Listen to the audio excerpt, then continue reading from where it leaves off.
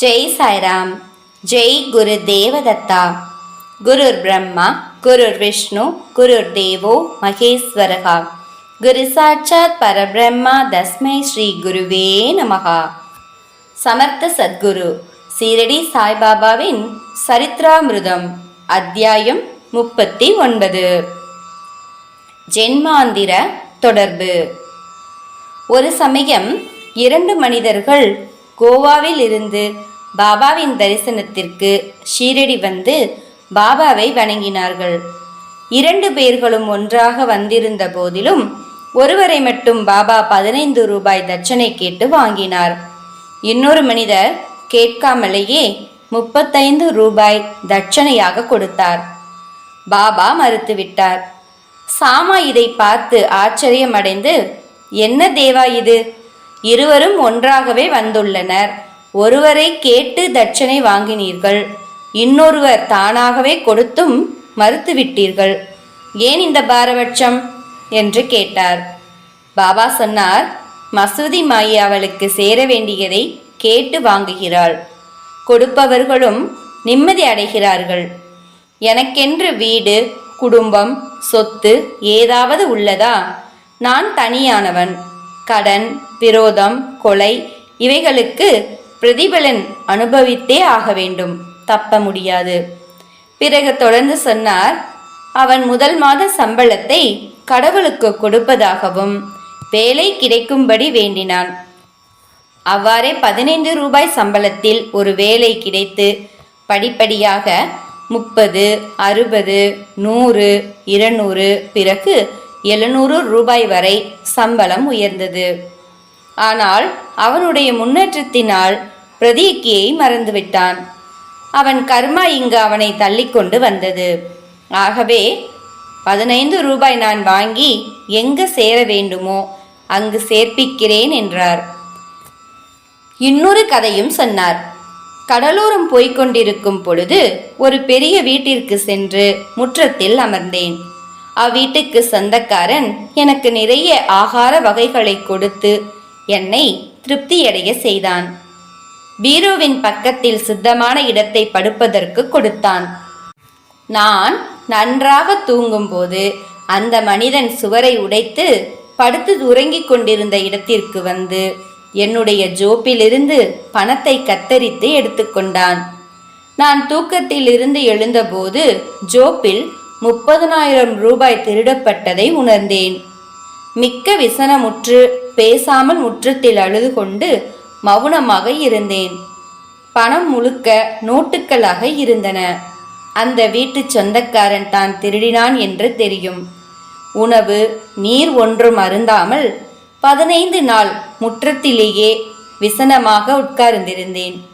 பிறகு ஒரு பக்கீர் அப்பக்கமாக சென்றவர் என்னிடம் வந்து விசனத்தின் காரணத்தை கேட்டார். எல்லாவற்றையும் சொன்னேன். அப்பக்கீர் சொன்னார், நான் சொல்வதைப் போல் நடந்தால் எல்லா பணமும் கிடைக்கும். ஒரு பக்கீரின் இருப்பிடம் சொல்கின்றேன், அங்கே சென்று அவரிடம் சரணடை. அவர் உன் பணத்தை திருப்பித் தர செய்வார். அதுவரை உனக்கு பிடித்தமான உணவை சாப்பிடாதே என்றார். அதே மாதிரியாக எனக்கு பணம் திருப்பி கிடைத்தது. பிறகு கடற்கரை வந்து கப்பலில் கூட்டமாக இருந்ததால் இடமும் கிடைக்கவில்லை. ஒரு வேலைக்காரன் எனக்காக பரிந்து பேச இடம் கிடைத்தது என்று சொன்னார். கதை முடிந்துவிட்டது. பிறகு பாபா சாமாவை அந்த 2 கோவா மனிதர்களையும் அழைத்து போய் சாப்பாடு கொடுக்க சொன்னார். அவ்வாறே சாமா அவர்களை அழைத்து கொண்டு போய் சாப்பாடு பரிமாறினார். சாப்பிடும் பொழுது ஷாமா அவர்களிடம், பாபா சொன்ன கதை புதுமையாக இருக்கிறது. அவர் கடற்கரைக்கு சென்றதும் இல்லை, 30,000 ரூபாய் வைத்திருக்கவும் இல்லை, பிரயாணம் செய்ததும் இல்லை, பணத்தை இழந்ததும் இல்லை, திரும்ப பெற்றதும் இல்லை. ஆக உங்களுக்கு ஏதாவது புரிகிறதா என்று கேட்டார். கோவா மனிதர்கள் நெஞ்சடைக்க விம்மினார்கள். கண்களில் நீர் பெருக, பாபா எல்லாம் அறிந்தவர், பிரம்மமே ஆவார். எங்களுடைய கதைகளைத்தான் சொன்னார், நடந்ததை சொன்னார். எல்லாம் எப்படி அவருக்கு தெரிகின்றது? ஆச்சரியத்திலும் ஆச்சரியம். சாப்பாட்டிற்கு பிறகு விவரிக்கின்றோம் என்றனர். சாப்பாட்டுக்கு பிறகு சொல்ல ஆரம்பித்தார்கள். ஒருவர் சொன்னார், நான் ஒரு மலைப்பிரதேசத்தை சேர்ந்தவன். வேலை தேடி கோவாவிற்கு சென்றேன். தத்தரிடம் ஒரு பிரதியக்கை எடுத்துக்கொண்டேன். வேலை கிடைத்தால் முதல் சம்பளத்தை கொடுப்பதாக சத்தியம் செய்தேன். அவருடைய கருணையினால் ஒரு வேலை 15 ரூபாய் சம்பளத்தில் கிடைத்தது. பாபா சொன்ன மாதிரியே உயர்வும் கிடைத்தது. ஆனால் என் பிரதியக்கியை அடியோடு மறந்துவிட்டேன். பாபா ஞாபகமூட்டி 15 ரூபாயை பெற்றுக்கொண்டார். அது தட்சணை அல்ல, நான் பட்ட கடனை பாபா பெற்றுக்கொண்டார். உண்மையிலே பாபா பணத்திற்காக யாரையும் கேட்டதில்லை. பக்தர்களையும் இம்மாதிரி பிச்சை எடுக்கவும் விட்டதில்லை. பணத்தை அபாயமாகவே எண்ணினார். பக்தர்களை அப்பணத்தின் மோகத்தில் வீழாமல் காப்பாற்றினார். மகள்சாபதி என்ற முதன்மையான பக்தர் மிக்க ஏழை. சாப்பாட்டிற்கே வழியில்லாமல் அவர் குடும்பம் அலைந்தது. பாபா அவரை பணம் தேடவும் விடவில்லை. தட்சணையிலும் இருந்தும் ஒன்றும் கொடுக்க மாட்டார். ஒரு சமயம் ஒரு தாராள மனப்பான்மையுடைய வியாபாரி ஹன்ஸ்ராஜ் என்பவர் பாபாவின் முன்னிலையில் ஏராளமான பணத்தை கொடுத்தார். ஆனால் பாபா மகள்சாபதியை பணத்தை எடுத்துக்கொள்ள வேண்டாம் என்று தடுத்துவிட்டார். கடைசி வரை ஏழையாகவே இருந்து உயிர் நீத்தார் மகள்சாபதி. இரண்டாவது மனிதர் சொன்னார், என்னுடைய பிராமண சமையல்காரன் 35 வருடங்களாக எனக்கு உண்மையாக இருந்து வந்தான். துரதிர்ஷ்டவசமாக கெட்ட வழியில் மனது மாறி என்னுடைய சொத்தை திருடிவிட்டான். ஒரு கல்லை பெயர்த்தெடுத்து உள்ளே புகுந்து நாங்கள் நன்றாக தூங்கும் போது நான் சேர்த்து வைத்திருந்த எல்லா பணமுமான 30,000 ரூபாயை திருடிவிட்டான். பாபா பணத்தின் கணக்கை எவ்வளவு சரியாக சொன்னார். நான் இரவும் பகலும் அழுதேன். போலீசாரிடம் விசாரணை நடத்தி ஒன்றும் கிடைக்கவில்லை. முற்றத்தில் உட்கார்ந்து விசனத்துடன் 15 நாள் கழித்த பிறகு ஒரு பக்கீர் என்னை பார்த்து காரணத்தை விசாரித்தார். எல்லாவற்றையும் சொன்னேன். அவர் சொன்னார், ஒரு பெரிய மகான் ஷீரடியில் பாபா என்றொருவர் இருக்கின்றார். அவரிடம் வருவதாகவும் தரிசனம் செய்வதாகவும் பிரதியக்கை எடுக்கச் சொன்னார். உனக்கு விருப்பமான உணவை தரிசனம் செய்யும் வரையில் சாப்பிடுவதில்லை என்றும் பிரதியக்கை எடுத்துக்கொள், பிறகு நன்மையே ஏற்படும் என்று சொல்லி மறைந்துவிட்டார். அம்மாதிரியாக சாதம் சாப்பிடுவதை தவிர்த்தேன். பாபாவிடம் சென்று தரிசனமான பிறகு சாதம் சாப்பிடுவதாக பிரதியக்கை எடுத்தேன். 15 நாட்களுக்கு பிறகு அந்த சமையல்காரன் தாமாகவே வந்து 30,000 ரூபாயை திருப்பிக் கொடுத்து மன்னிப்பு கோரினான். எனக்கு பைத்தியம் பிடித்து விட்டதால் இப்படி நடந்தது. உங்கள் காலில் என் தலையை வைத்து வணங்குகின்றேன், மன்னியுங்கள் என்றான். இப்படியாக நன்மையாகவே முடிந்தது. அந்த பக்கீரை நான் மறுபடியும் பார்க்கவில்லை. பாபாவை பார்க்க நினைத்தேன். இவ்வளவு உதவி செய்தவர் 35 ரூபாய்க்கு அலைவாரா? நம்மிடம் இருந்து ஒன்றும் எதிர்பாராமல் நன்மை புரியும் கடவுளவர். சந்தோஷமுற்று பணம் திரும்ப பெற்றதும் என்னுடைய பிரதியக்கையை மறந்தேன். பிறகு ஒரு நாள் கோலபாவில் இருக்கும் பொழுது கனவில் பாபாவை கண்டேன். உடனே ஞாபகம் வந்து ஷீரடிக்கு கிளம்பினேன்.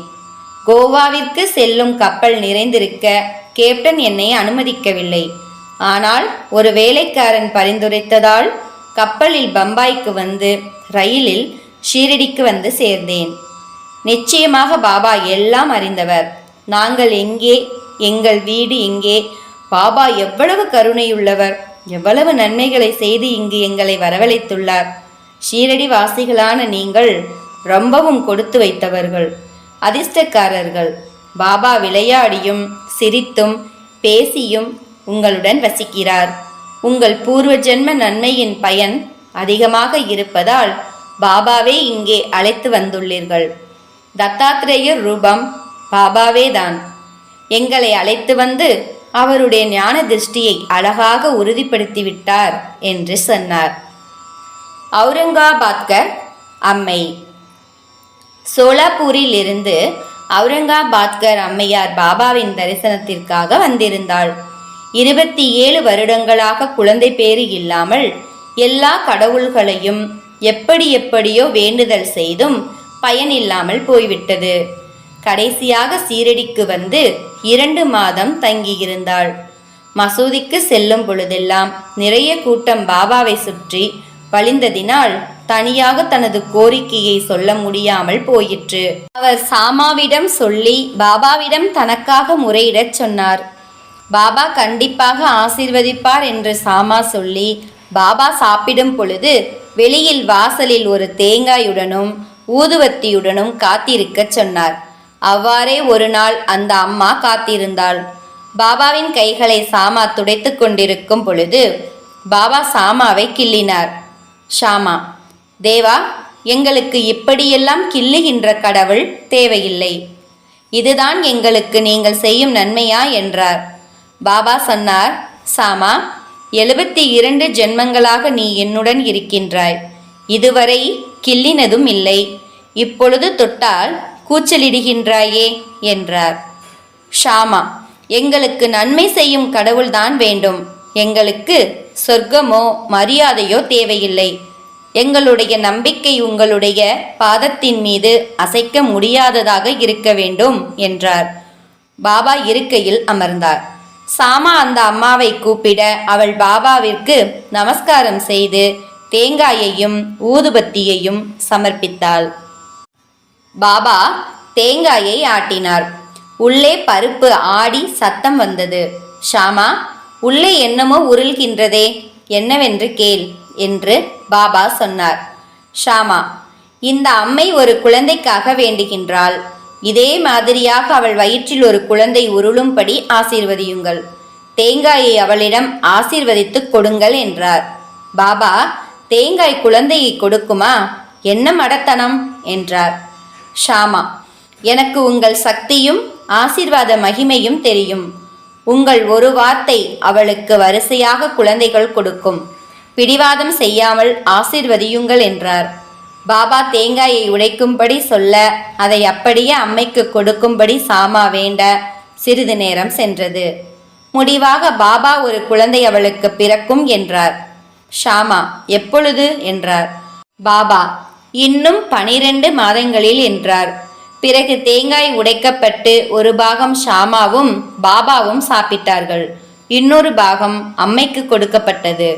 பிறகு சாமா அந்த அம்மையிடம், தாயே, நீயே சாட்சி. 12 மாதங்களில் உனக்கு குழந்தை பிறக்கவில்லை என்றால் ஒரு தேங்காயை இந்த தேவரின் தலையில் உடைத்து இந்த மசூதியிலிருந்து விரட்டி விடுவேன்.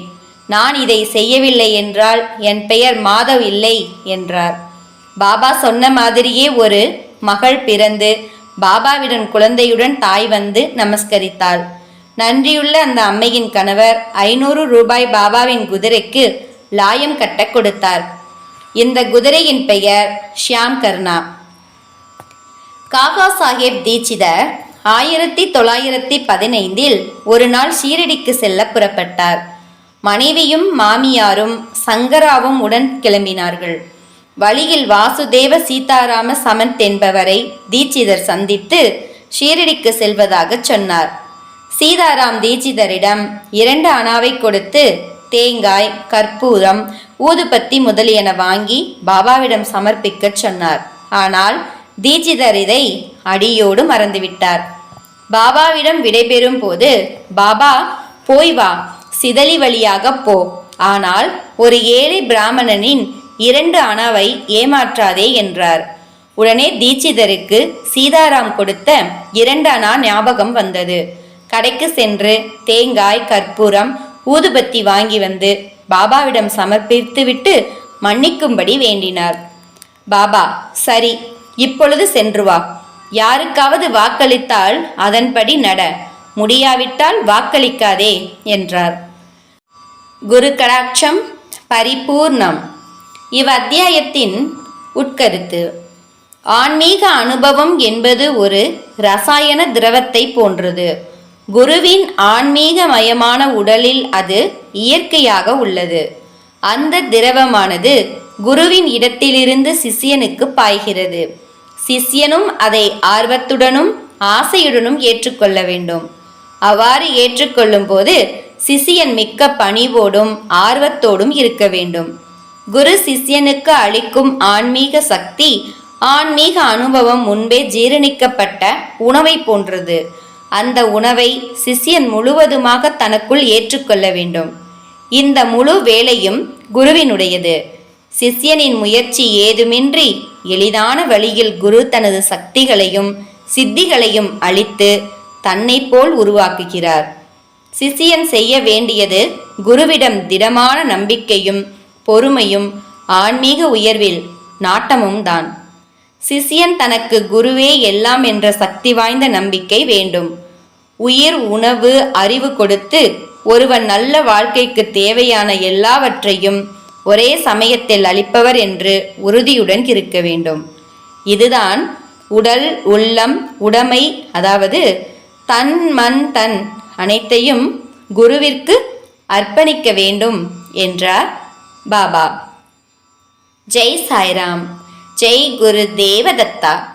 அனந்த கோடி பிரம்மாண்ட நாயக ராஜாதிராஜ யோகிராஜ பரபிரம்ம ஸ்ரீ சச்சிதானந்த சத்குரு சாய்நாத் மகராஜ் கி ஜெய்.